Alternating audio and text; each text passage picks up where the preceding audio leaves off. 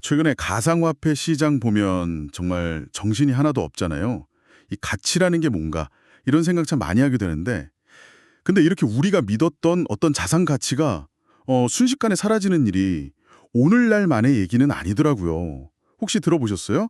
저희 청취자분께서 자료를 하나 보내주셨는데 이걸 보니까 우리 역사, 특히 조선 말기부터 해서 현대까지요. 한 150년, 그 짧은 기간 동안에 비슷한 금융위기가 계속 반복됐다는 거예요. 네, 맞습니다. 오늘 저희가 좀 깊게 들여다볼 자료가 바로 과거 한반도에서 있었던 아주 극심했던 화폐 가치 하락 사례들. 이걸 통해서 지금 우리가 쓰는 이 화폐 시스템 있잖아요. 여기에 어떤 근본적인 문제가 있는지를 좀 지적하고 있습니다. 뭐랄까, 역사가 현재를 딱 비추는 거울 같은 느낌이죠. 네네. 그래서 오늘 이 자료를 가지고 한번 제대로 파보려고 합니다. 지난 150년 동안 이 땅에서 벌어졌던 아주 그냥 드라마틱한 화폐 실패의 역사. 도대체 왜 이런 일들이 반복됐는지. 그리고 이 자료가 결국에는 왜 금이나 은 같은 그런 실물 자산이 중요하다. 이렇게 강조하는지. 그 역사적인 맥락하고 핵심 논리를 한번 같이 따라가 보죠. 자, 그럼 조선시대로 한번 가볼까요? 자료 보니까 조선 초기에는 뭐 쌀이나 옷감 이런 현물로 주로 교환을 하다가 조선 후기에 들어서 이제 상평통보라는 동전이 본격적으로 쓰이기 시작했다고요. 이때까진 그래도 뭐 어느 정도는 안정적이었던 것 같아요. 네, 그 당시 상평통보가 한 1,000만 냥 정도, 그 정도 유통되면서 국가 경제의 어떤 근간을 이루고 있었죠. 비교적 좀 신뢰도가 높은 화폐였습니다. 그런데 여기에 첫 번째로 아주 거대한 충격이 딱 오는 거죠. 바로 그 흥선대원군 집권 시기인데요. 아시다시피 경복궁 중건하려면 돈이 엄청 필요했잖아요. 이걸 해결하려고 당백전이라는 새로운 고액 화폐를 발행하게 됩니다. 당백전이요? 이름부터가 뭔가 좀 푸스가 느껴지는데요. 백자가 들어가는 거 보니까 혹시 상평통보 100배 가치 뭐 이런 건가요? 정확합니다. 명목상으로는 딱 상평통보 100배 가치였어요. 근데 이제 여기서부터 문제가 슬슬 생기기 시작하는 거죠. 이름은 100배인데 실제로 들어간 구리 양은 상평통보의 한 5배? 6배? 그 정도 수준밖에 안 됐다는 겁니다. 그런데 이런 동전을 무려 1,600만 냥이나 찍어낸 거예요. 기존에 돌던 상평통보 전체 양이 1,000만 냥 정도였는데 그거보다 훨씬 많은 양의 고액권이 그냥 갑자기 시장에 확 풀린 거죠. 잠깐만요. 가치는 100배라고 해놓고 실제 금속 함량은 뭐 6배 정도인데 그걸 기존 화폐 총량보다 더 많이 찍었다고요? 이건 누가 봐도 좀 위험한 생각 같은데요? 시장이 이걸 감당할 수 있었을까요? 아휴, 그럴 리가요. 결과는 불보듯 뻔했죠. 시중에 돈이 막 넘쳐나니까 물가가 그냥 천정부지로 치솟기 시작합니다. 엄청난 인플레이션이 터진 거예요. 근데 더 황당한 건요. 이 당백전을 찍어낸 정부조차도 세금을 거둘 때는 당백전은 안 받고 상평통보만 받았다는 거예요. 기록에 그렇게 나와요. 네. 아니 정부가 만들어 놓고 자기들은 안 받는다니요. 이건 뭐 나도 이 돈 못 믿겠다. 그냥 스스로 선언한 셈 아니에요? 와, 백성들 입장에서는 진짜 완전 뒤통수 맞은 기분이었겠는데요? 그렇죠. 화폐에 대한 신뢰가 그냥 뿌리부터 흔들린 거죠. 당연히 시장은 극도의 혼란에 빠졌고 결국 당백전은 발행한 지 딱 2년 만에 폐지 수순을 밟게 됩니다. 그런데 문제는 여기서 끝이 아니었어요. 이미 풀린 그 1,600만 냥 당백전을 회수하고 바꿔줘야 하잖아요. 근데 그 교환 비율이 당백전 한 개당 상평통보 한 개였다는 겁니다. 100배 가치라고 찍어놓고 폐지할 게는 1대1 교환이라고요. 아, 그럼 당백전 가지고 있던 사람들은 자기 재산의 99%가 그냥 사라져버린 거 아니에요?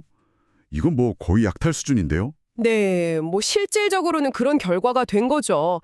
많은 사람들이 진짜 하루아침에 빈털터리가 되는 그런 비극을 겪었습니다. 이게 바로 이제 한반도 역사에서 기록된 첫 번째 대규모 화폐 가치 붕괴 사건입니다. 여기서 얻을 수 있는 교훈은 명확해요. 정부가 어떤 재정적인 필요 때문에 화폐 발행 원칙을 무시하고 신뢰를 저버리면 어떤 재앙이 닥치는지를 정말 생생하게 보여주는 거죠. 정말 시작부터 뼈아프네요. 그런데 당백전을 상평통보로 바꿔줘야 하는데 나라에 돈이 없었다. 이게 더 큰 문제였을 것 같은데요. 이 위기는 그럼 또 어떻게 넘어갔을까요? 설마 또 이상한 수를 쓴 건 아니겠죠? 안타깝게도 당시 조선 정부는 또 다른 무리수를 두게 됩니다. 당장 그 당백전을 교환해줄 상평통보가 부족하니까요. 놀랍게도 청나라에서 쓰던 청전이라는 화폐를 대량으로 수입해서 쓰기 시작합니다. 다른 나라 돈을요, 공식적으로 들여와서 쓴다고요. 이것도 상당히 좀 이례적인 조치 같은데요. 청전은 뭐 품질은 괜찮았나요? 바로 그게 두 번째 문제였습니다. 이 청전이라는 게요, 구리 함량이 상평통보보다 훨씬 낮았어요. 그래서 실제 금속 가치로 따지면 상평통보의 절반도 안 되는 아주 저품질 화폐였습니다. 사실 이전에도 몰래 청전을 들여와서 이득 챙기는 밀수가 막 성행했었는데 이제는 아예 정부가 나서서 400만 량이나 되는 엄청난 양의 저품질 청전을 시장에 풀어버린 거죠. 당백전 교환해준다는 명목으로요. 아, 그럼 결국 그 나쁜 돈이 좋은 돈을 몰아낸다는 그레샴의 법칙, 그게 딱 현실이 된 거군요. 시중에는 가치가 더 떨어지는 화폐만 막 넘쳐나게 됐겠네요. 바로 그겁니다. 저품질 청전이 상평통보를 막 밀어내기 시작하면서 시중에 유통되는 화폐의 질은 급격히 떨어졌고요. 물가는 다시 한번 폭등했습니다. 결국에는 시중 화폐의 거의 절반 가까이가 청전으로 채워지는 그런 상황까지 갔다고 해요. 이걸 좀 더 큰 그림에서 보면 정부가 재정 위기를 모면하려고 연달아서 화폐의 신뢰도를 스스로 그냥 깎아내린 정말 심각한 정책 실패 사례라고 할 수 있죠. 결국 고종이 1874년에 청전 사용 금지령을 내리긴 했다는데 뭐 이미 엎질러진 물이었겠네요. 이 자료에 당시 상황이 얼마나 심각했는지 보여주는 일화가 나오잖아요. 고종이 직접 국고를 확인해 보니까 장부에는 상평통보 1,500량이 있다고 돼 있는데 실제로는 800량밖에 없었다는 거. 네, 그 재정 상태가 얼마나 엉망이었는지 그냥 단적으로 보여주는 대목이죠. 더 충격적인 건 고종이 아니 그럼 창고에 있는 쌀이라도 팔아서 돈 마련해라 이렇게 지시를 하니까 담당 관리가 뭐라고 보고했냐면요. 전하, 쌀은 장부에만 있어왔고 실제 창고는 비어 있사옵니다. 이렇게 답했다는 거예요. 와, 국가 시스템이 거의 뭐 붕괴 직전이었다는 걸 짐작하게 하죠. 상황이 진짜 얼마나 다급했으면 평양감사한테 내 개인 재산이라도 좋으니까 일단 급한 대로 돈 좀 보내라 이런 식으로 강제 징발까지 했다고 하더라고요. 60만 량을 요구했는데 평양감사가 아니 이걸 운반할 사람도 부족하고 다 가져가시면 평양 행정 마비됩니다. 제발 20만 량만 남겨주세요. 이렇게 막 애원하는 상소를 2번이나 올렸는데 다 무시당했대요. 결국엔 돈을 주시던지 제 목을 치시던지 하십시오. 이런 극단적인 상소까지 올렸다고 하니 당시 관리들의 그 절박함이랑 중앙정부의 무능함이 그냥 동시에 느껴지네요. 맞습니다. 진짜 국가 운영의 근간인 재정하고 화폐 시스템이 완전히 그냥 망가진 상태였던 거죠. 이처럼 당백전 발행 실패 그리고 이어진 청전 유통은 조선 후기 경제를 그냥 나락으로 떨어뜨렸고 백성들한테는 화폐와 정부에 대한 아주 깊은 불신을 심어주었습니다. 이렇게 연달아 실패를 겪었으면 뭔가 좀 근본적인 화폐 개혁이 필요하다. 이걸 정말 느꼈을 텐데요. 그 이후에는 좀 제대로 된 시스템을 만들려고 노력은 했나요? 시도는 있었습니다. 네, 그 국자적인 추세에 맞춰서 은이나 금을 화폐 가치 기준으로 삼는 뭐 이른바 은본위제나 금본위제를 도입하려고 노력을 했죠. 화폐 가치를 귀금속에 딱 연동시켜서 안정성을 좀 확보해보겠다 이런 의도였습니다. 뭐 개념 자체는 합리적이었죠. 오, 그러면 이제 좀 안정을 찾을 수 있었을까요? 기준이 되는 실물 자산이 딱 버텨주면 신뢰를 회복하기 좀 쉬웠을 텐데요. 바로 그게 문제였습니다. 그 기준이 될 실물 자산, 그러니까 은이나 금이 조선에는 턱없이 부족했다는 거죠. 계획은 좋았는데 현실적인 기반이 너무 약했던 겁니다. 결국 뭐 이름만 은본위제, 금본위제였고 실제로는 또다시 구리 합금으로 만든 백동화라는 화폐를 계속 찍어낼 수밖에 없었습니다. 이름은 백동인데 니켈 함량이 낮아서 사실상 그냥 구리동전이나 마찬가지였다고 해요. 또다시 실물 가치랑은 좀 동떨어진 화폐를 유통시킨 거군요. 그런데 이 백동화 시대는 또 다른 심각한 문제에 부딪혔다고 하던데요. 네, 바로 위조화폐 문제였습니다. 이 백동화가 이전 화폐들보다 만들기가 좀 쉬웠던 탓인지 위조가 아주 극성을 부렸습니다. 이 자료에 따르면요. 적발된 위조 백동화 종류만 해도 500가지가 넘었고요. 평양 같은 일부 지역에서는 시중에 유통되는 백동화의 무려 80%가 가짜였다는 그런 충격적인 기록도 남아 있습니다. 80%요? 아니 10개 중에 8개가 가짜 돈이었다고요? 이건 뭐 물건 사고 팔 때마다 내가 받은 돈이 진짠가 아닌가 막 이걸 걱정해야 되는 상황이잖아요. 정상적인 상거래 자체가 거의 불가능했을 것 같은데요. 정확합니다. 시장 기능은 사실상 마비 상태에 이르렀고 백성들의 경제 활동은 엄청난 고통을 겪었습니다. 여기서 우리가 좀 중요한 질문을 던지게 되는 거죠. 정부가 화폐 발행하고 유통 시스템을 제대로 관리하고 통제하지 못할 때 사회 전체가 치러야 하는 대가는 과연 무엇인가? 백동화 시대의 혼란은 그 실패가 얼마나 끔찍한 결과를 가져오는지를 정말 극명하게 보여주는 사례입니다. 정말 끝도 없이 추락하는 느낌이네요. 이 극심한 혼란을 일으킨 백동화는 그럼 결국 어떻게 됐나요? 이 혼란은 결국 우리 힘으로는 수습이 안 됐습니다. 일제가 조선의 경제권을 침탈하면서 이 백동화를 강제로 폐지시키고요. 일본 엔화의 가치를 딱 고정시킨 새로운 화폐, 그러니까 조선엔 또는 조선원을 도입하게 됩니다. 이때 그 패깅이라는 방식이 쓰였는데 이게 뭐냐면 특정 국가 통화 가치를 다른 나라 통화나 금 같은 기준 가치에 묶어두는 걸 의미하거든요. 결국 우리 화폐 가치를 우리 스스로 결정할 수 없는 일종의 화폐 주권을 상실하게 된 거죠. 아, 식민지 시대의 아픔이 화폐 역사에도 그대로 이렇게 새겨져 있군요. 그런데 이 자료를 보니까 여기서 끝이 아니었다는 게 더 좀 안타까운데요. 네, 불행은 계속 이어집니다. 시간이 흘러서 2차 세계대전에서 일본의 패색이 짙어지니까요. 일본 정부가 이제 패망을 앞두고 거의 자포자기하는 심정으로 조선에서 화폐를 말 그대로 무제한으로 찍어냅니다. 기존에 가지고 있던 발권력에 더해서 그냥 통제 없이 돈을 막 뿌려댄 거죠. 그 결과는 또다시 극심한 인플레이션이었습니다. 화폐 가치는 또 폭락했죠. 해방 이후에는 그래도 우리 손으로 화폐를 발행했을 텐데 그때는 상황이 좀 나아졌을까요? 전쟁의 상처도 있고 경제를 다시 일으켜 세워야 했을 텐데요. 해방 후에 조선은행권 원이라는 새로운 화폐가 발행되긴 했습니다. 하지만 그 안정도 잠시였고요. 곧바로 6.25 전쟁이라는 비극이 터지면서 화폐 시스템은 다시 한번 치명타를 입습니다. 북한이 남한 경제를 교란시킬 목적으로요. 당시 남한에서 쓰던 조선은행권하고 똑같은 도안의 위조 지폐를 대량으로 인쇄해서 남한 지역에 막 살포한 겁니다. 아, 전쟁의 혼란 속에서 적대 세력이 위조 지폐를 뿌린 거군요.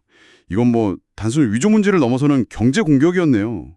결과는 어땠나요? 전 당백전 사태 때랑 비슷하게 약 99% 가까이 폭락하는 경험을 했다고 합니다. 불과 한 100여 년 사이에 99% 가치 폭락을 여러 번 겪은 셈이죠. 이야, 정말 믿기 어려운 역사네요. 당백전부터 시작해서 청전, 백동화 위조, 일제 말기 인플레이션, 그리고 6.25 전쟁 중 위조 지폐 살포까지 한 150년 동안 비슷한 형태의 화폐 재앙이 끊임없이 반복된 거군요. 정권이 바뀌고 시대가 달라져도 패턴은 거의 똑같았다는 점이 참 충격적입니다. 바로 그 반복성에 이 자료는 주목하고 있는 겁니다. 역사적으로 보면 비교적 짧다고 할 수 있는 150년 동안에요. 한반도라는 이 특정 지역에서 정부의 잘못된 정책도 고질적인 재정 부족, 통제불능의 위조 문제, 그리고 전쟁이라는 외부 충격 이런 것들이 맞물리면서 화폐 가치가 그야말로 휴지 조각이 되는 경험을 반복적으로 겪었다는 사실, 이걸 강조하는 거죠. 이 자료는 이런 과거 사례들을 베네수엘라 같은 현재 초인플레이션 국가랑 연결짓기도 하고요. 더 나아가서는 현재 우리가 쓰는 화폐 시스템 자체의 어떤 근본적인 성격에 대해서 질문을 던지고 있어요. 바로 명목 화폐, 피엇 커런시 시스템인데요. 이게 금이나 은 같은 실물 자산에 기반한 게 아니라 오직 정부나 중앙은행의 신용, 그냥 약속, 이걸로만 가치가 유지되는 돈을 의미하잖아요. 이 자료는 이런 시스템이 본질적으로 좀 취약점을 가지고 있다, 이렇게 주장하는 것 같습니다. 그렇다면 이 모든 역사적 사실과 분석이 우리에게 궁극적으로 말하려는 바는 뭘까요? 오늘 저희가 함께 쭉 살펴본 자료는 지난 150년이라는 정말 격동의 시간 동안 한반도에서 벌어졌던 정말 뼈아픈 화폐 실패의 역사를 아주 생생하게 보여주었습니다. 정부의 잘못된 판단, 또 재정적인 압박, 관리 시스템의 부재, 그리고 전쟁이라는 그런 극한 상황 속에서 화폐가 어떻게 신뢰를 잃고 가치가 붕괴될 수 있는지 이걸 반복적으로 목격했죠. 마치 역사가 우리한테 계속 경고 메시지를 보내는 것 같아요. 네, 이 자료가 전달하려는 핵심 메시지는 아주 분명합니다. 역사적인 경험에 비춰볼 때 실물 가치의 뒷받침 없이 오직 그 발행 주체의 신용에만 의존하는 명목화폐 시스템은 본질적인 위험을 안고 있다는 것이죠. 특히 1971년에 미국이 금본위제를 완전히 폐지한 이후에 전 세계 모든 국가의 통화가 사실상 미국 달러라는 또 다른 명목화폐에 연동되어서 움직이는 이 현재의 글로벌 금융 시스템, 이 자료는 인류 역사상 유례가 없는 아주 거대한 금융 실험에 비유하고 있습니다. 그렇기 때문에 이 자료의 결론은 자연스럽게 정부의 약속이나 정책과는 별개로 그 자체로 어떤 내재적인 가치를 지닌다고 여겨지는 실물 자산, 예를 들면 금이나 은의 중요성을 아주 강력하게 강조하는 쪽으로 흐르게 됩니다. 물론 이게 유일한 해석은 아니겠지만 현재 금융 시스템을 이해하고 또 미래를 대비하는 데 있어서 충분히 좀 귀담아 들을 만한 관점이라고 생각합니다. 확실히 역사를 이렇게 되돌아보니까요. 지금 우리가 너무나 당연하게 쓰는 이 종이돈이나 디지털 숫자가 영원불변의 가치를 가질 거다. 이렇게 맹신하기는 좀 어려울 것 같습니다. 자, 그럼 마지막으로 청취자분들께 한번 생각해 볼 만한 질문을 하나 던지면서 마무리할까 하는데요. 이 자료에서 직접 다루진 않았지만 오늘 나눈 이야기랑 좀 연결되는 흥미로운 지점인 것 같아요. 점점 더 모든 것이 디지털화되고 또 비물질화되는 세상에서 과연 본질 가치 혹은 내재적 가치라는 게 뭘 의미하게 될까요? 금이나 은처럼 꼭 손에 잡히는 실물이 아니라면 가치가 없는 걸까요? 아니면 블록체인 기술처럼 신뢰를 확보하는 새로운 방식이 그 자체로 가치를 만들어낼 수도 있을까요? 더 나아가서 오늘 살펴본 이 쓰라린 역사적 교훈들이 미래에 등장할지도 모를 새로운 형태의 화폐, 예를 들어 중앙은행이 직접 발행하는 디지털 화폐, CBDC 같은 시스템을 설계하고 운영하는데 어떤 중요한 시사점을 줄 수 있을지 한번 고민해 보시는 것도 의미 있을 것 같습니다. 청취자님의 생각은 어떠신가요?